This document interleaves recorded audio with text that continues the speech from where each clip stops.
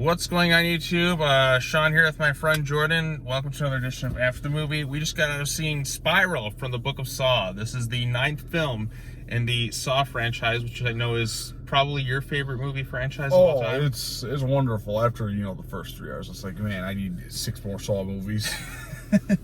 Now, I spent like last week. I didn't get the chance to see this when it came out, but I'm glad I saw it now. It feels good to kind of just go to a late night horror movie again. I haven't gone to a horror movie, and I think last time I went was like November. Do you really consider this a horror movie though? It's like a horror thriller. I mean, it's a Saw movie. It's not very scary, like in terms of. Well, horror doesn't have to be like scary necessarily. Like horror is just kind of like mutilation, all this stuff. But anyways, so last week I watched every single Saw film because I was going to see this last week, but saw it this week. And I kind of like watching 8 Saw movies back to back, like just made me just feel like really like I had to watch something like very wholesome like immediately afterwards. I'm like, let's run through Netflix, like I'll put on Little Rascals. That's pretty wholesome stuff. So I don't know, I just felt kind of sick to my stomach after watching. I'm like, I can't watch people get mutilated again. So I gave a little bit of a break, and now we're here at Spiral from the Book of Saw, which doesn't really have too many connections to the other Saw films. I mean, the Jigsaw Killer does exist. They have the photo cameo of Tobin Bell, because Tobin Bell is like the face of this franchise with, Billy the Puppet. But this is a whole new thing, whole new serial killer. The lead this time is Chris Rock. You have Samuel L. Jackson in there, and then a bunch of other actors who I have no clue who they are. But Sam Jackson's in there for just kind of a small portion. He plays Chris Rock's dad, and Chris Rock is the lead here.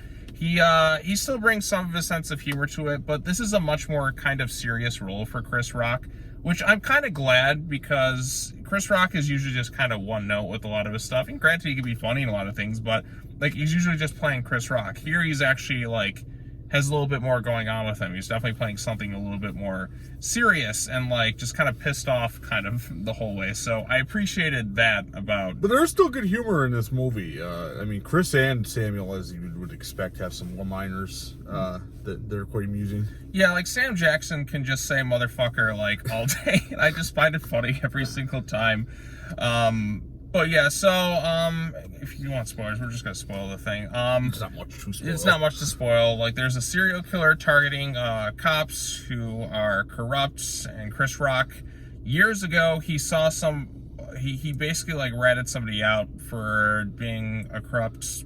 Killing a witness, basically. For killing a witness on the spot for whatever reasons I couldn't quite remember. It never really specifies why he kills the witness. Right. It feels like some bits are kind of missing in that regard. I guarantee you this thing got cut a lot. Yeah, because, I don't want to spoil it too much, but they talk about that citizen, or what was it, the Section 8 or Citizen 8 or something like that. It never really explains what that was, even at the end of the movie. It hints that it's bad, but never says what actually was done by the police that the character's mad about.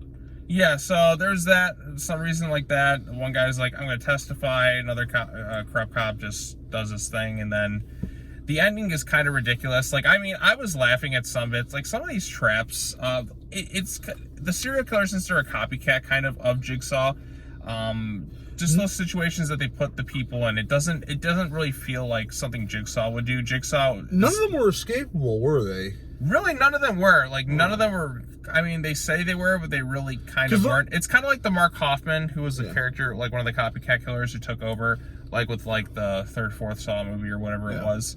But it felt like kind of that, where Hoffman, who was this really piece of shit person, like kind of just made the traps too unescapable. And this serial killer, whoever this individual is kind of the same way. Even when the twist happened, like, because every Saw movie has like a ridiculous kind of twist, and then it goes dun dun dun dun dun, plays that like Hello Zep theme from the first movie, and they do that here. Although this one, it was a bit different. Like the style and like the way like the story kind of unfolds, it feels different from all the other films in the Saw franchise. Like, you have the Saw touch there, but like it definitely goes in a different style and a bit of direction. I mean, there's still some of that Saw editing technique. Did you see too? They did that like cameo to the first one with the little saw on the ground, make it look like he's going to saw his arm off. Yeah, there's some nods to the previous Saw films, but like you don't really necessarily have to have seen any other Saw film. Like, this doesn't connect to necessarily the followers of Jigsaw. Like, there's no Dr. Gordon. There's none of that character who was ever the serial killer in the previous film Jigsaw. there's a photo cameo from Tobin Bell, but really there's not much else there in regards to that. Here, I'll turn this down just a little bit because I don't want too much noise. But like it kind of is a standalone film. You know what I compare this to? It's kind of like, you know, the Alien franchise, how they have the Alien films and they have Prometheus and Alien Covenant, but this is more like a Prometheus to the Saw's Alien franchise, if it's like that, because again, there's nods to it, there's references to the Jigsaw serial killer, you know, John Kramer, Tobin Bell, who is kind of sorely missing from this movie. I'm glad they at least had the photo cameo, but there's only so much stuff that, like, and so many ridiculous, I mean, it gets kind of comedic how much stuff that Jigsaw did in the franchise, where it's just like, oh, he's connected to this person now. Oh, and then this person. It just got so crazy that I, like, as I'm watching all these movies, I started to laugh because it was just completely insane. Well, I mean, this movie is no different. Right, this one's crazy, but it's like, I mean, I kind of enjoy these types of films where it's like, you gotta follow the serial killer, he's leaving all these clues, and they gotta kind of have to figure it out. It's just something like that you kind of want to put on like a late at night type movie, and you sit down and you watch it. That's kind of this thing, or in the vein of something like a Seven, or what's another type serial killer detective type one of these movies, just, you know, something kind of like that. But I feel like it's one of those movies you kind of watch once just to see what the big twist is, and then you maybe check it out years later after you forgot it. I mean, this is not like an all-time like great movie in that, but it's better than I expected. So yeah, I mean, it's not gonna like offend you, I feel. Well, maybe the violence will, but it's not gonna offend you with this crappy plot, even though, you know, there's some gaping holes, but it's palatable. Right, it's really just not half bad. Like, it's another Saw film, but at least it feels stylistically, I mean, some bits of Saw in there. Like, you have the music cues, you have some of the sped up editing, and really that's kind of the only moments that feel like Saw. This just, like, the rest of it feels, it was like a buddy cop film meets Saw, kinda. Right, kinda, with, you know, the bit of humor. Again, there's some funny stuff with Chris Rock and Sam Jackson. I mean, they are two funny actors, comedians, but I mean, it's not like an overly goofy film. Like, it's got humor in there, but it's not like overly done. Like, when it needs to take things seriously, it will take things seriously. It does feel like some things are kind of cut from this thing, and I bet you there's gonna be an unrated extended cut, because at one point, Chris Rock's partner just all of a sudden is just, oh, he's been kidnapped and vanishing. When I was watching, I'm like, are you serious? He was just here a scene, like, once. It's literally the next scene, and it's like, oh, he's been kidnapped. Like, did I miss something? And that always kind of threw me off, because I'm wondering, like, okay, but then you find out, I guess, full spoilers, that Chris Rock's partner is the serial killer, who was a witness when he was a kid to Chris Rock taking down the corrupted cop who shot, like, his dad. And then he talks about the whole system, knows everything. And he's like, do you know how crazy it was to get into this whole thing? I guess one nitpick I have with this thing, there's a lot of exposition dump scenes. Yes. An excessively large amount of exposition. Well, I think that's what happens when your movie runtime is like 85 minutes. It's not very long, so it seems like they crammed a lot of the story in. Certainly if you have a short attention span like violence, this movie will be right up your alley for that reason. Right. It doesn't overstay its welcome. It's a quick 90 minutes, so it kind of feels like a good, like, late night type of feel movie.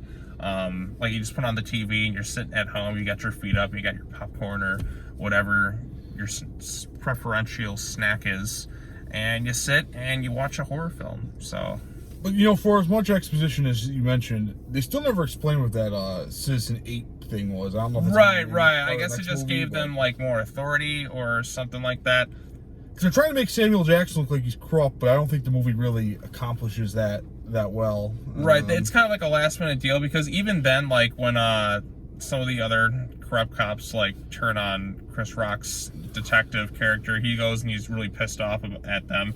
He's like, he's just been shot and all these other things. So, yeah, I mean, the whole thing is the main motivation for the serial killer in this one is he just wants to take out all the corruption within the police force. So, but he's like, I'm going to get you to get on my side. I need you to trust me, Zeke. Yeah, motherfucker, I'm going to trust you after you literally kidnapped me and all these other things, and you literally got my dad killed at the end of the film.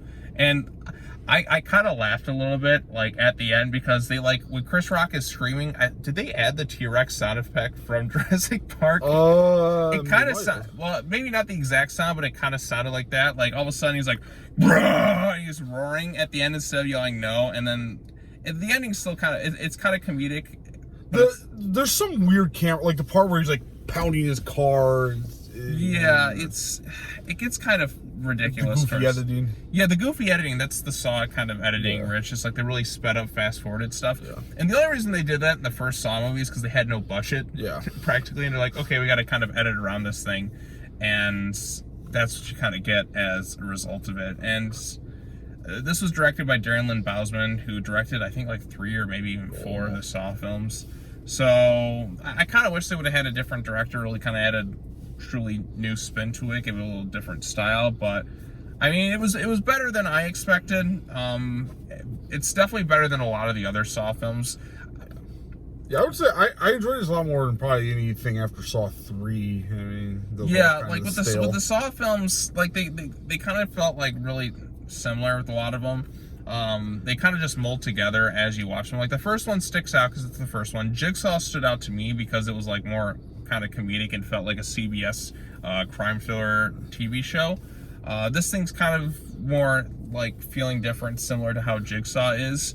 But I kind of like that because when you watch all the Saw films in a row, just kind of like you feel kind of like burnt out with that style and formula. And this is really the first Saw film that's had, you know, actual recognizable actors, you know, with Chris Rock and Samuel Jackson. Usually these guys are fairly unknown, it seems. Right, well, the first Saw film had Danny Glover. Yeah, Danny Glover's legend. Wait a minute, I just realized Lethal Weapon. Chris Rock was in Lethal Weapon 4. Danny Glover was his father-in-law in that movie. Or was going to be his father-in-law. Oh, Jesus. So I like to think of it as Chris Rock avenging, like, was it Murtaugh? Murdoch, yeah. Murtaugh from Lethal Weapon 4. I mean, you watch too many of these movies, Sean. I just thought of that connection too, because I remember, like, because Chris Rock has played like, I think, cops before in movies, but like the only time I can think of it is like Lethal Weapon 4, which is a pretty. I mean, Lethal Weapon's a fun series silly too. Movie. Yeah, it's Lethal Weapon 4 is the funniest though. Like, I mean, it's just a Rush Hour ripoff, isn't it? I mean, it kind of came out like right at the start of Rush Hour like time, but we're getting really far down the rabbit hole now. We have gone really far down the rabbit hole just talking about the Spiral from the Book of Saw, but I think it's better than a lot of the Saw films. Yeah, it's good. It's not bad. The first Saw film to me is still like the best of the bunch because of like it had like a really good twist and interesting mystery. The Saw films, like, they all like have so many ridiculous twists like after the first one that it, like when a twist pops up, you don't really like, you're just kind of expecting, okay, what ridiculous twist are we gonna do now? And it just kept getting more and more insane how it was like, you know that meme where it's like, was it Charlie Day from like Always Sunny or whatever it is? He's got like the board and he's looking like he's really crazy. He's trying to draw all these things. That's how the Saw franchise kind of got. And I kind of like the fact that you don't necessarily have to like know everything from the other films. Although I am interested to know what happened to a lot of Jigsaw's followers. They never quite followed up with that, but they're looking to make some more Saw movies, I'm sure, after this. This is like Lionsgate's like go-to. Yeah, it was a very open-ended movie ending. So. Yeah, I want like a fully satisfying ending to a Saw film, because like Saw the Final Chapter says that, but then it's really stupid. Yeah. But like every Saw film just ends the exact same way. So like somebody going, screaming. But although this guy didn't say game over, he just goes, shh, and he just like waves goodbye.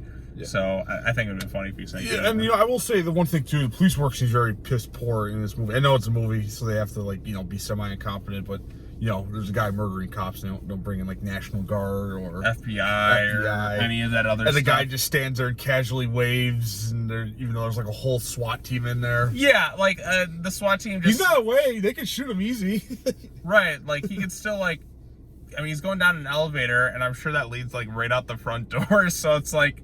You can probably catch him. Oh, now they know who he is too. Chris Rock's right there. He saw the whole thing. Right, like we know him. So this guy's like totally screwed. Yeah. So I don't really know what his end game is. I'm sure he could escape, but like it's over for him. Everybody knows who he is now.